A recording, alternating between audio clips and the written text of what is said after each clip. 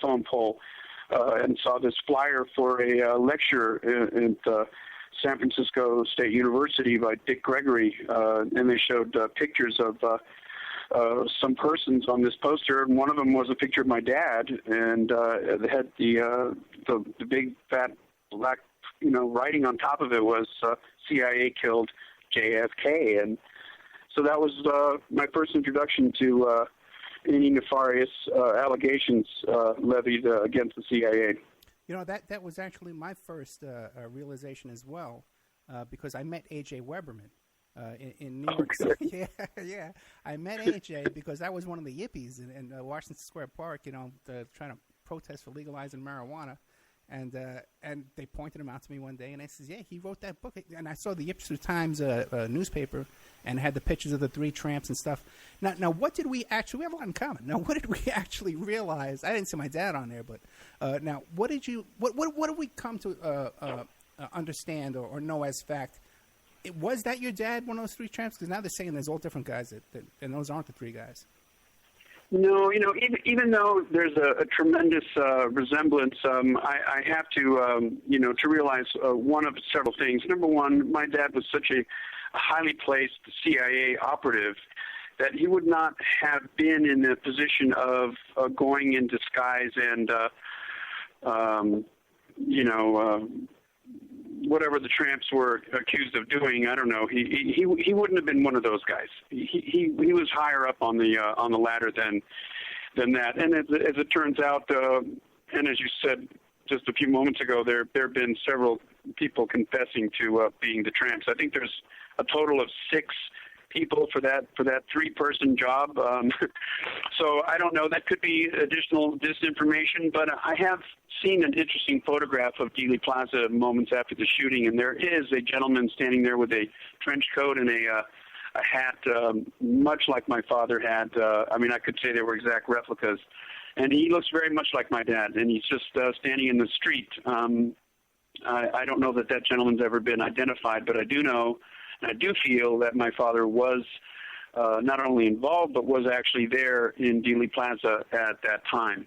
And that can be substantiated in a number of ways. Number one, it's certainly his alibis over a very short period of time have crumbled. One of his alibis being based on his children knowing that he was at home, it falls completely flat because I was at home and he was not at home. When he got deposed by Mark Lane during the Liberty Lobby trials, his alibis for his whereabouts that day, they crumbled, and he was not able to say unequivocally where he was that day. So, in addition, a good friend of mine, Tosh Plumley, was a pilot for CIA at the big Miami CIA station down here. Has come forward and said that he flew my father and a number of other officials from Florida to Dallas that day. So I think there's enough. I also remember my mother telling me that Papa was in Dallas on business. Oh, really? On that day. Well, no, there's even a video I was watching today that claims that your mother is pictured next to those tramps as well. Well, that's probably that video, the little short video clip put up by Paul Kangas, who's a very nice fellow, but he's overly enthusiastic, and he has a tendency to go on these tangents that aren't substantiated. And certainly, my mother was not in Dallas that day, and that picture is nothing like what my mother looked like at that time. So I remember also that when my father came back from Dallas, he endured a plastic surgery operation to have his ears pinned back. Oh, really? Which according to my parents, he had wanted to do for a number of years, but wow, he chose to come back from Dallas and engage in that almost immediately. So there may be some connection with that physical alteration that he went through, and the fear that he may have been photographed in Dealey Plaza that day. Well, now, what would motivate your dad to file that defamation lawsuit? Because if he was there, like, why wouldn't he just want to keep this? Didn't he take a polygraph too? He took a polygraph and he passed it, right? I believe he failed. Yeah. Oh, he failed. Okay. But what would motivate him to file a lawsuit and open up a whole can of worms? Oh, really? Okay. Money. I believe he felt that his name had been damaged, and so he filed a lawsuit. The original story came out in a small paper press, I think called was it Liberty Lobby or Spotlight? Spotlight, that's right. Saying that Victor Marchetti, I believe, was quoted as having either authored the article or co-authored it, and there was a part in there about how is the CIA going to explain. There was apparently a memo that had been uncovered. How is the CIA going to explain E. Howard Hunt's presence in Dallas on November 22nd, 1963? Well, I think my dad looked at that, and either on his own or with help and motivation from his attorney, decided to sue a libel suit in the hopes of making a great deal of money. Now, initially, he did win the suit.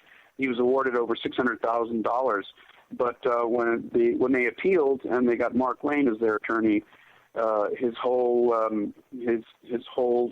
basis just crumbled, and he lost.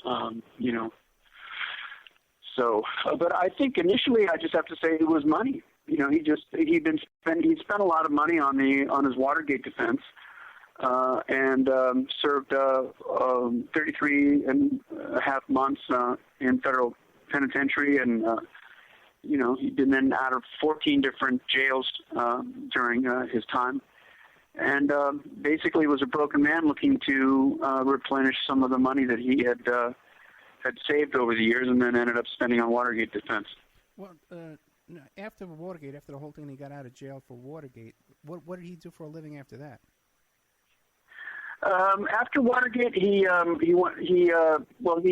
a book he wrote during the tail end of that called Undercover, Autobiography of an American Spy, which didn't do so well because it was pulled from the shelves within 6 or 7 months of being released, due to the fact that they found some glaring untruths and blatant inaccuracies in the book relating to his testimony and at the Senate Watergate inquiries, and so his publisher decided that the book should be pulled off the shelves, and it was. He went about writing, continue his writing, which he'd been able to pump out. I mean, by the time he died, he was 88 years old. He had 86 books published. Not bad for a hack. But he didn't really earn that much money on them. I think he relied on his CIA pension and whatever money he could drag in from writing books, which he did have a steady book flow year after year. I got to hand that to him. Yeah. No, I had no idea it was that many books.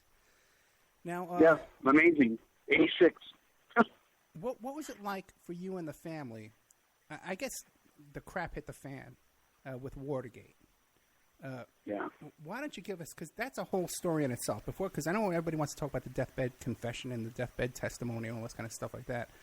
But Watergate in itself is such a historical event, and I didn't know anything about the whole thing with your mother being killed during Watergate. I don't think anybody knows that story.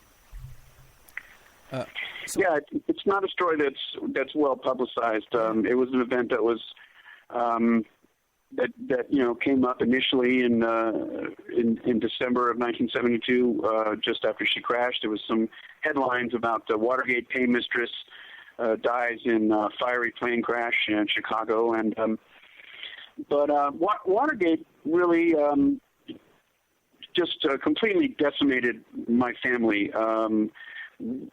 After my mother was killed and my father went to prison, we were split up as a family. My sister and I and my little brother were separated when William F. Buckley, who was my godfather, sent the two thugs to our home in Potomac and kidnapped my little baby brother David when he was 9, and sent him down to Florida to live with his godfather, who was a very notorious individual related to the Bay of Pigs and drug smuggling in the South Florida area, named Manuel Artime, best friend of my father's. And so David was kidnapped and placed with him. My sister and I were forcibly evicted from our home, and we never recovered as a family. I mean, we've never, all of us children, never have sat down and talked about Watergate or my mother's death or anything about my father. It's a bridge that's just not going to be crossed, I don't think. And especially since I came out with bond of secrecy, they will never ever talk to me ever. So I mean, as many times as I've tried to reach out and been turned down, that's something that I've had to live with. But Watergate really broke up our family in a huge way, and we never recovered from that. Oh, okay, wait, hold on a second. We're talking to St. John Hunt, the son of E. Howard Hunt, who's the author of Bond of Secrecy, and the link to that is up on the Opperman Report blog. You can go there, a link right now, and pick up that book tonight from Amazon.com. But now you're saying that after your mother was murdered, that William F. Buckley, the guy that we all see on TV when we were kids watching on Sunday mornings, right? Yeah. That guy came to your house and kidnapped your brother and took your brother and sent your brother to live with a drug dealer? Yes. As a matter of fact, that's about the simplest way to put it. Yep. Yeah, that's exactly what happened. And Bill Buckley had been my godfather and my sister's godfather, but there was a whole plot that was engineered between Buckley and my father and the lawyers to get us to leave the house, and that was that the house had been sold in order to finance the money my father needed to pay the attorneys. But that was all false. I didn't find out that was a lie until just a couple of years ago. But that's exactly what happened. He came down with a couple of his guys, and they literally grabbed my brother and threw him in the back of a car, screaming and crying, and that was just a horrifying experience. Was Buckley CIA as well? Because there's been a lot of speculation that Buckley was CIA. Yes, as a matter of fact, he was. He was recruited by my father. One of several notable people that my father recruited. Another fellow was the Oswald's handler. What was his name? Very interesting guy in the CIA. I'll find it in here. But yeah, in Mexico City, my father recruited William F. Buckley Jr. To be a CIA, and I think Buckley was for many, many years, although at that time that the Watergate happened, I don't believe he was anymore at that time. Okay, but let's take a couple of steps back. There's one day your mom is still alive, and you're living with your brother and your sister, and how do you find out about the Watergate arrest? You're watching TV, you got a phone call at the house, lawyers start showing up. What happens that day? Well, just prior to that, I had been, living at the house there, our house in Potomac, which my mother called Witch's Island. It's a cute name. And everyone else in the house, there wasn't nobody else in the house. It was just me and my father. The rest of the family was on a vacation to England and Europe.